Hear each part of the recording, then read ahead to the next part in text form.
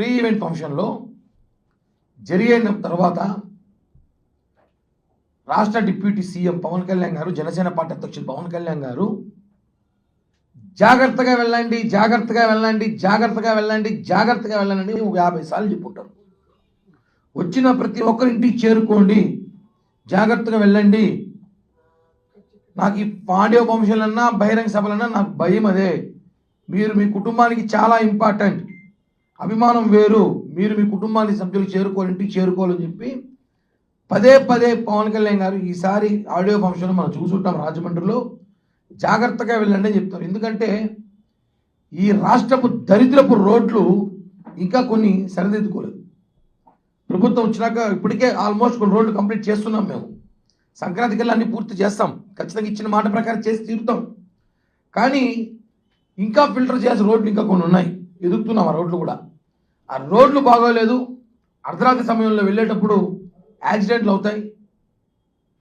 నా గత ముఖ్యమంత్రి జగన్ ప్రభుత్వంలో చెత్త రోడ్లు వేసి ప్రజల ప్రాణాలతో ఆడుకుంటున్నారని చెప్పి పవన్ కళ్యాణ్ అనేక సార్లు చెప్పారు.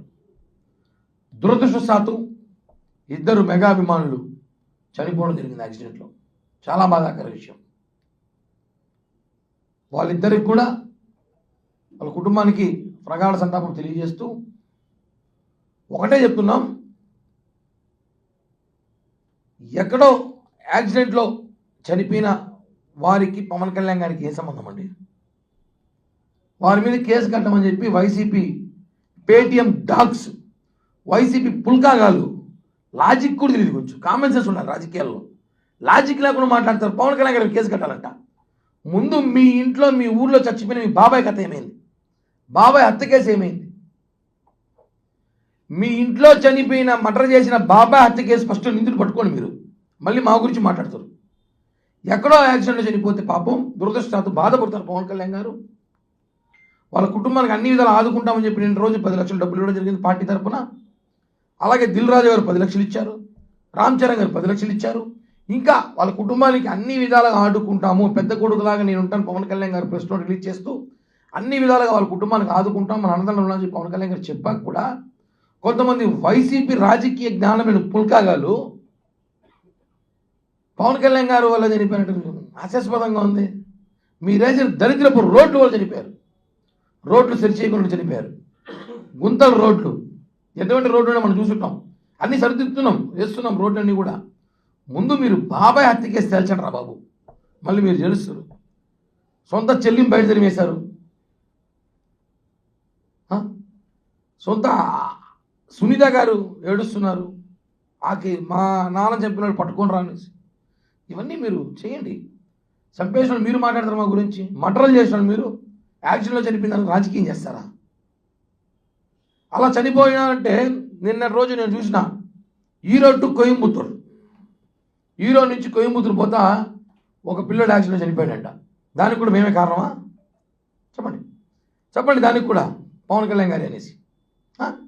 తమిళనాడు ఈరోడ్ నుంచి కోయంబత్తూరు పోయే దారిలో ఒక పిల్లడు యాక్సిడెంట్ చనిపోతే దానికి కూడా మేమే కారణం.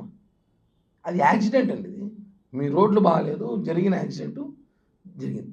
దానికి పుష్ప సినిమాకి సంబంధించి ఈవెంట్కి సంబంధించి సంబంధం ఏంటి? దాని గురించి రాజకీయాలు మాట్లాడతారు మీరు. ట్విట్ పెడతారు, అరెస్ట్ చేయాలని చెప్పి ప్రెస్ మీట్లు పెడతారు. ఛాలెంజ్ ధైర్యం ఉందా మీకు ఎవరికినా?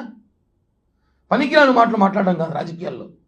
ఈ 7 నెలల ప్రభుత్వం వచ్చినాక మేము చేసిందని మీరు మీ 7 నెలలు, మా 7 నెలలు, జగన్మోహన్ రెడ్డి 7 నెలలు, కూటమి 7 నెలలు చేసిన అభివృద్ధి కార్యక్రమాలు ఛాలెంజ్ చేస్తా, చూపిండి ఒకసారి.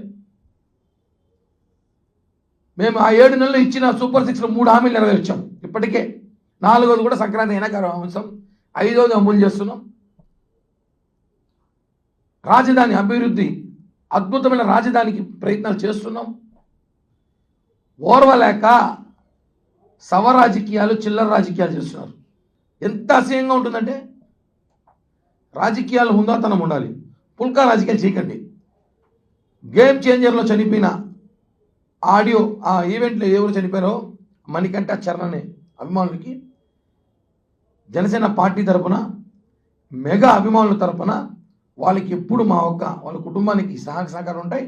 అన్ని విధాల కుటుంబాన్ని ఆదుకుంటాం కూడా తెలియజేస్తున్నాం. దీన్ని దయచేసి చావు రాజకీయాలు చేస్తే ప్రజలు చావు దెబ్బతీస్తారని చెప్పి కూడా వైసీపీ నాయకుల్ని, వైసీపీ అధికార ప్రతినిధుల్ని, వైసీపీ మాజీ ఎమ్మెల్యేలని